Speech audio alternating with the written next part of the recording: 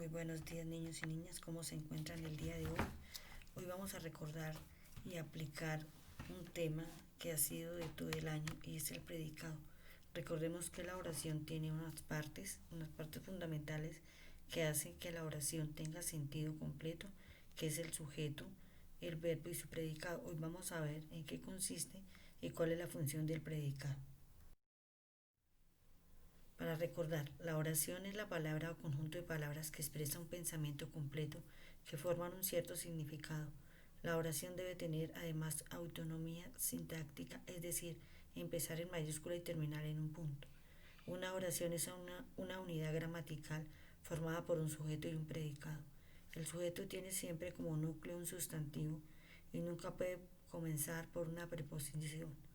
El predicado tiene como núcleo un verbo que puede ir conjugado en un tiempo simple, compuesto o ser una perifraxis verbal.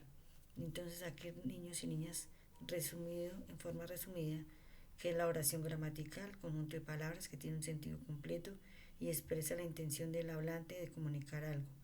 Tiene una construcción sintáctica independiente y sus elementos se agrupan normalmente en sintagma nominal y sintagma verbal.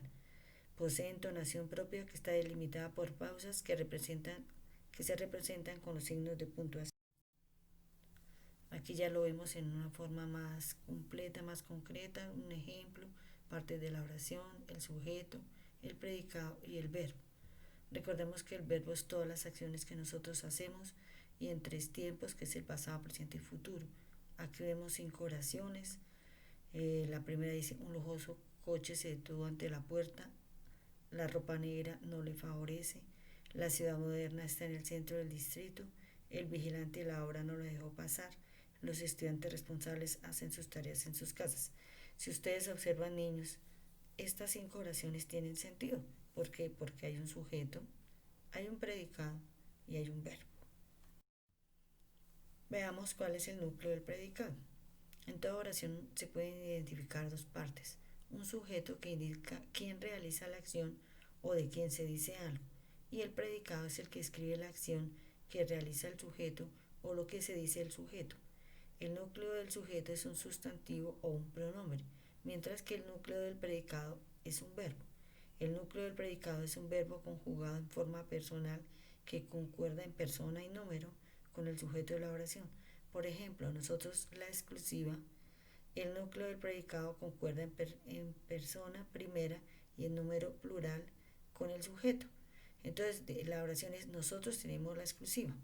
Entonces, aquí estamos hablando, ¿cuál sería el núcleo del predicado? Sería tenemos, ¿cierto?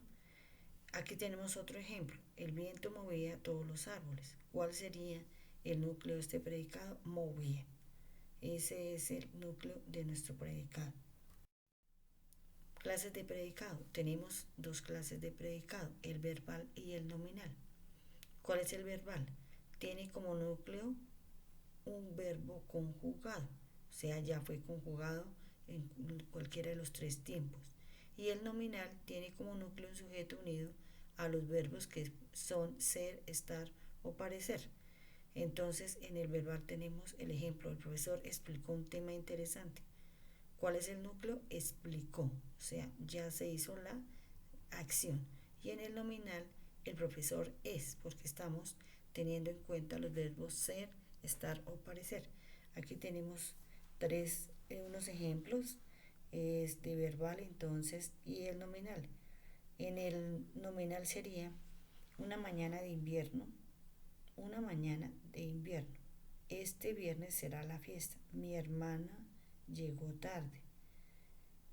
Mi amiga ganó el premio. El río está muy lleno. En el verbal: el pantalón parece sucio, la niña come su bocadillo, la mesa es muy grande, mi hermana lee un libro, el niño corre por el jardín. Entonces ahí vemos, niños, la diferencia entre estas oraciones, en donde está el predicado verbal y el nominal. Actividad: en el cuaderno de castellano escribe la fecha de hoy como título del predicado. Escribe el concepto de predicado en las clases de predicado según la diapositiva 5. Desarrolla las páginas 196 y 197 del libro guía guía. Nuestro encuentro será a las 3 de la tarde y aquí también vamos a hacer algunas exposiciones de unos libros que ya terminaron algunos de sus compañeros.